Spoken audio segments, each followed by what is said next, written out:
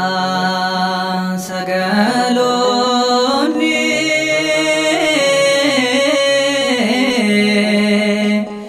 bahaa biiftuu kan dhufanii mootummaa keef warqee lubummaa keef ixaanaa si fidanii du'a keef kan ta'u du'a keef kan ta'u karwee aarsaa siif godhanii ni dhalate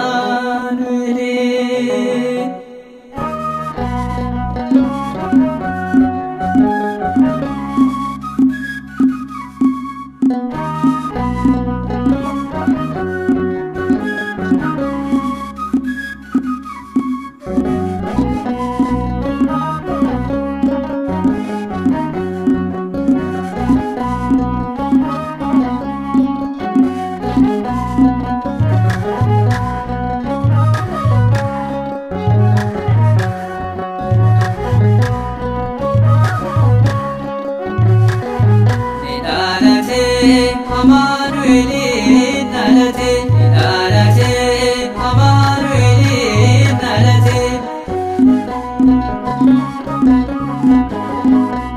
Garbummaatti kufnee diinaan kan qabamne gargaarsa yaamirraa kufaatii saawwine durbeerraa dhalatee ifaan gootamneerraa.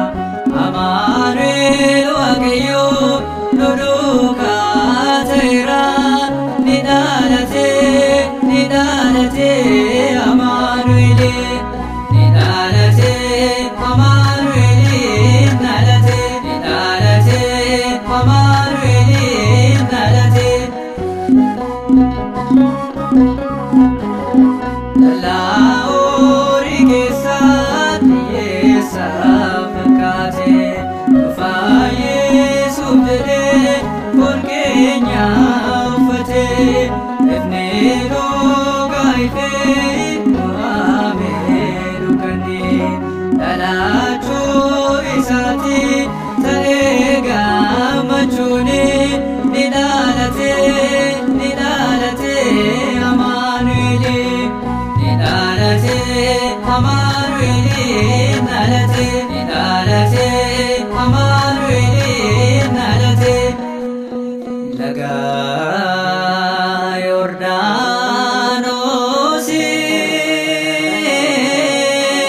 Yordaanosiin icciitiin mul'ate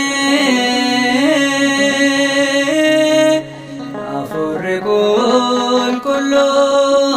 qulqulluu fakkeenya googeetiin ilmarra buufate. Ilmi kwaan jaaladhu, ilmi kwaan jaaladhu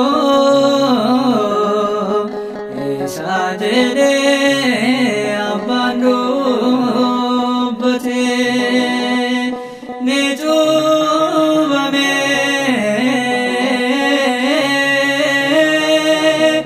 ni cuuphame ni cuuphame Amaanu'eel.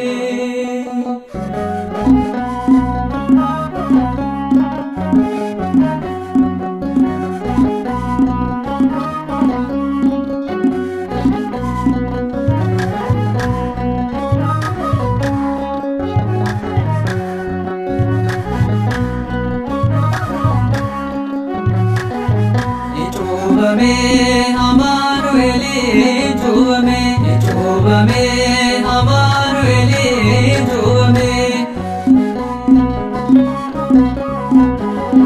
Taraya Varisa Adama Latise Juvamo Isati Nurabar Varese Kandawe Dubate Munora Wazira Argao Mamate Umanjo Amira Nijuvame Nijuvame Amanueli Nijuvame Amanueli Nijuvame